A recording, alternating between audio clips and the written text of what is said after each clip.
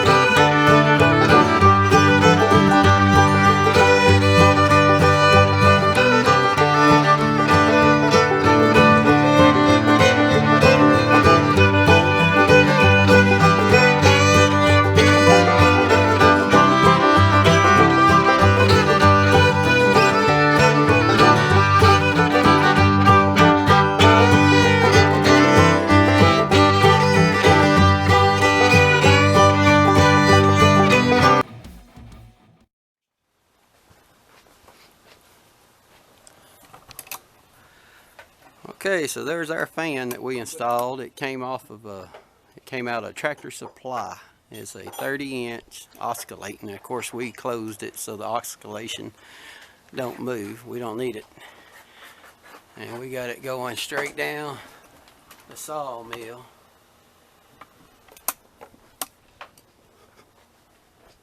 From all the way down here at the end of the mill, you can feel it. I think she's gonna work. Pull that switch, Mike. That's low, medium, and high. And she's blowing pretty good. We'll see how she works, and we'll let you know. We appreciate it. And, if y'all got to the end of the video, we appreciate it if you like and subscribe. We'll see you on the next one.